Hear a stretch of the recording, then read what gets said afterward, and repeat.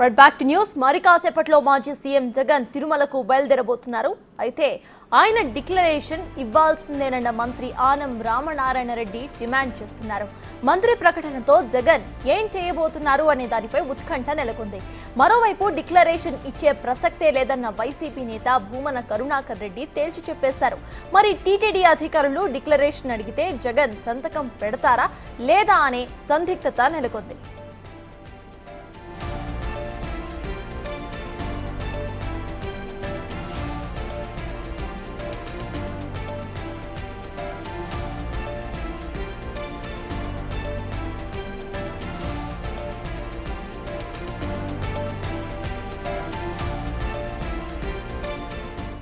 కాసేపట్లో మాజీ సీఎం జగన్ తిరుమలకు బయలుదేరబోతున్నారు. అయితే ఆయన డిక్లరేషన్ ఇవ్వాల్సిందేనన్న మంత్రి ఆనం రామనారాయణ రెడ్డి డిమాండ్ చేస్తున్నారు. మంత్రి ప్రకటనతో జగన్ ఏం చేయబోతున్నారు అని దానిపై ఉత్కంఠ నెలకొంది. మరోవైపు డిక్లరేషన్ ఇచ్చే ప్రసక్తే లేదన్న వైసీపీ నేత భూమన కరుణాకర్ రెడ్డి తేల్చి చెప్తున్నారు. మరి టీటీడీ అధికారులు డిక్లరేషన్ అడిగితే జగన్ సంతకం పెడతారా లేదా అనేది సందిగ్ధత నెలకొంది.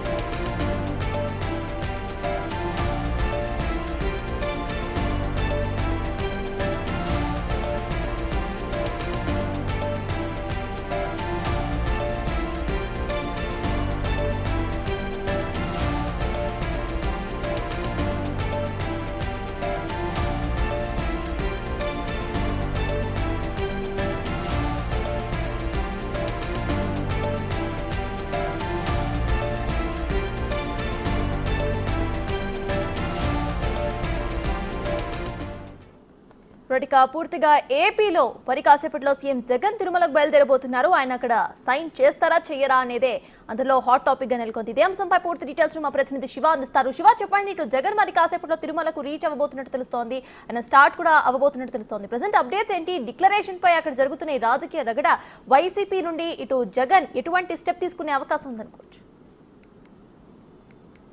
సత్తాస్ మొత్తం మీద చూసుకుంటే కనుక ఏపీ మాజీ సీఎం జగన్మోహన్ రెడ్డి మరికొద్దిసేపట్లోనే 3:20 తాడేపల్లి తన నివాసం నుంచి కూడా గన్నవరం విమానాశ్రయానికి వెళ్ళి అక్కడి నుంచి రేణిగుంట, అక్కడి నుంచి తిరుమల తిరుపతి దేవస్థానానికి వెళ్తున్నారు. అయితే ఏదైతే జగన్మోహన్ రెడ్డికి సంబంధించి కూడా ఎన్నికల అఫిడవిట్లో సమర్పించిన దాన్ని బేస్ చేసుకొని ఖచ్చితంగా డిక్లరేషన్ ఇవ్వాలని చెప్పి కూడా ఇప్పటికే కూటమి సభ్యులు క్లారిటీగా చెప్తున్న పరిస్థితి కనిపిస్తోంది. నిన్న బిగ్ టీవీతో మాట్లాడుతూ కూడా బీజేపీ ఏపీ చీఫ్ పురంధేశ్వరి కానీ, ఈరోజు మంత్రి ఆనం రామనారాయణ రెడ్డి కానీ, అలాగే మిగిలిన టీడీపీ, జనసేన, బీజేపీ నేతలు కూడా కుండా బద్దలు కొట్టినట్టే డిక్లరేషన్ ఇచ్చిన తర్వాతనే జగన్ తిరుమల వెంకన్న దర్శనానికి వెళ్ళాలి. గతంలో రాజశేఖర్ రెడ్డి కూడా ఇచ్చాడు, జగన్ ఇవ్వడానికి ఇబ్బంది ఏమిటి అని చెప్పి కూడా వారైతే ప్రశ్నిస్తున్న పరిస్థితి కనిపిస్తోంది. ఇక మరొక వైపు వైఎస్ఆర్సీపీకి సంబంధించిన నేతలు కూడా మాజీ టీటీడీ చైర్మన్ భూమన కరుణాకర్ రెడ్డి కొద్దిసేపటి క్రితం తిరుమలలో మాట్లాడుతూ కూడా జగన్ డిక్లరేషన్ ఇవ్వరు, వెంకన్న దర్శించుకోవడానికి ఉన్న అభ్యంతరాలు ఏంటి, ఎందుకు అడ్డుకోవాల్సిన అవసరం ఏంటి, ఖచ్చితంగా వెంకన్న దర్శనం చేసుకొని తీరుతారని చెప్పి భూమన కరుణాకర్ రెడ్డి కరాఖండిగా చెప్పిన పరిస్థితి కనిపించింది.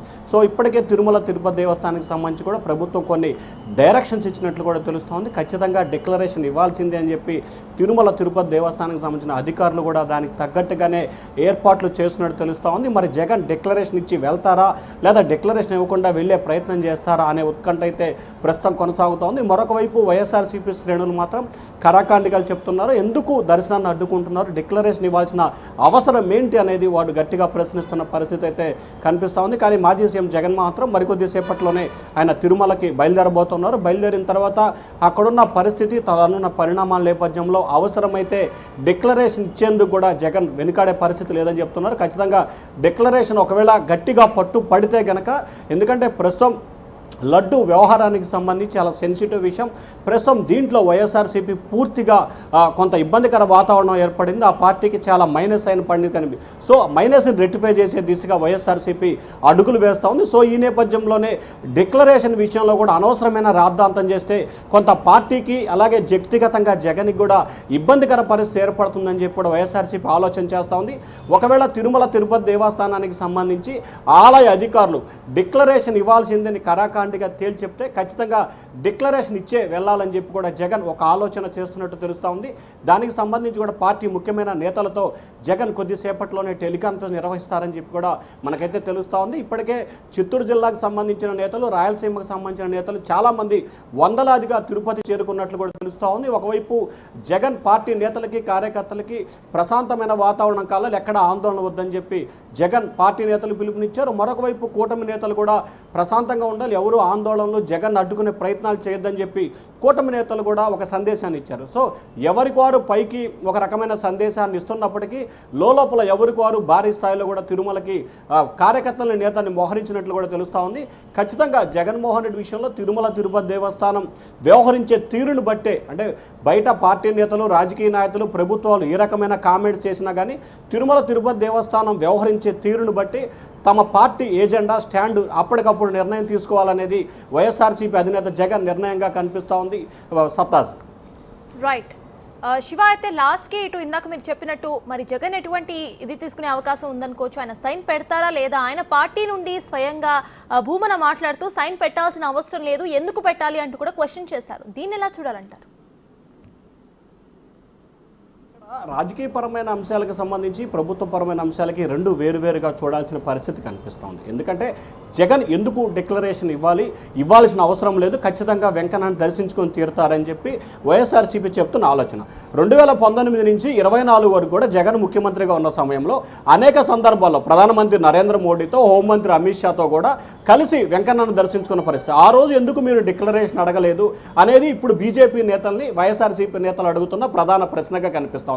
సో ఆ రోజు అడగని డిక్లరేషన్ ఈ రోజు ఎందుకు? అంటే కేవలం అధికారం మారినంత మాత్రాన తిరుమల తిరుపతి దేవస్థానానికి సంబంధించిన నిబంధనలు మారిపోతాయా అనేది వైఎస్ఆర్సీపీ నేతలు ప్రశ్నిస్తున్న ప్రధానమైన ప్రశ్నగా కనిపిస్తోంది. సో ఇప్పటికే బీజేపీ నేతలు మాత్రం ఖచ్చితంగా జగన్ డిక్లరేషన్ ఇచ్చి తీరాల్సిందేనని పట్టుబడుతున్న పరిస్థితి కనిపిస్తోంది. కానీ వైఎస్ఆర్సీపీ నేతలు అయితే మాత్రం ఏమాత్రం కూడా డిక్లరేషన్ ఇచ్చే అవకాశమే లేదు, ఎందుకు ఇవ్వాలనేది ఎదురుగా ప్రశ్న వేస్తున్నారు. అయితే జగన్మోహన్ రెడ్డి మాత్రం చాలా సెన్సిటివ్ విషయంగా కనిపిస్తున్న నేపథ్యంలో పరిస్థితికి అనుగుణంగా, అంటే తిరుమల తిరుపతి దేవస్థానం దర్శనానికి, అంటే రేపు ఉదయం ఆయన దర్శనానికి వెళ్ళే సమయంలో ఎటువంటి ఆంక్షలు పెడుతుంది, ఎటువంటి నిర్ణయం వెలువరిస్తుంది, దానికి అనుగుణంగానే అప్పటికప్పుడు నిర్ణయం తీసుకోవాలనేది వైఎస్ఆర్సీపీ ఆలోచనగా కనిపిస్తోంది. ఒకవేళ తిరుమల తిరుపతి దేవస్థానానికి సంబంధించిన అధికారులు డిక్లరేషన్ ఇస్తేనే అనుమతి ఇస్తామని చెప్పి కనుక ప్రకటనిస్తే ఖచ్చితంగా డిక్లరేషన్ ఇవ్వాలనేదే వైఎస్ఆర్సీపీ ఆలోచనగా కనిపిస్తోంది. ఎందుకంటే ఇప్పటికే లడ్డూ వ్యవహారంలో ఆ పార్టీకి సంబంధించి తీరని నష్టం వాటిల్లింది కాబట్టి భవిష్యత్తులో మరికొంత నష్టం జరగకుండా ఉండాలంటే ఈ వివాదాన్ని సద్దుమణగించాలనేది వైఎస్ఆర్సీపీ నేతల ఆలోచనగా కనిపిస్తూ ఉంది. సో దానికి అనుగుణంగానే అప్పటికప్పుడు ఒక నిర్ణయం తీసుకోవాలనేది వైసీపీ స్టాండ్గా కనిపిస్తూ ఉంది. సత్తాస్ ఫైనల్లీ అటు జగన్ ఏ టైంకి తిరుమలకి రీచ్ అయ్యే అవకాశం ఉందనుకోవచ్చు? ఆయన ఆల్రెడీ స్టార్ట్ అయ్యారా? దాని గురించిన అప్డేట్స్ ఏంటి? అంటే సత్తాజ్ ఇప్పటికే ఆయన కాకినాడ అలాగే అల్లూరు సీతారామరాజు జిల్లాలకు సంబంధించిన జిల్లా నేతలతో జగన్ సమావేశమయ్యారు. కొద్దిసేపట్లోనే ఆ సమావేశం ముగుస్తుంది. మధ్యాహ్నం 3:15 నుంచి 3:20 మధ్య తాడేపల్లి తన నివాసం నుంచి రోడ్డు మార్గం ద్వారా గన్నవరం విమానాశ్రయం చేరుకుంటారు. 3:50 విమానాశ్రయం చేరుకొని 4:10 ఆయన విమానం ద్వారా కూడా రేణిగుంట విమానాశ్రయం చేరుకుంటారు. సాయంకాలం 5:20 రేణిగుంట చేరుకొని అక్కడి నుంచి రోడ్డు మార్గం ద్వారా తిరుమల తిరుపతి దేవస్థానానికి 7 గంటల సమయంలో చేరుకుంటారు. ఈ రాత్రి అక్కడే బస చేసి రేపు ఉదయం 9 గంటల సమయంలో తిరుమల తిరుపతి దేవస్థానం వెంకన్నని దర్శించుకుంటారు. ఆ తర్వాత 10:50, 11 గంటల సమయంలో కూడా కిందకి రేణిగుంట చేరి బెంగళూరు వెళ్లే షెడ్యూల్ అయితే ఉంది. ఇప్పుడు మధ్యాహ్నం 3:20 తాడేపల్లి తన నివాసం నుంచి గన్నవరం విమానాశ్రయానికి జగన్ అయితే బయలుదేరతారు. సత్తాజ్. Right, thank you Shiva.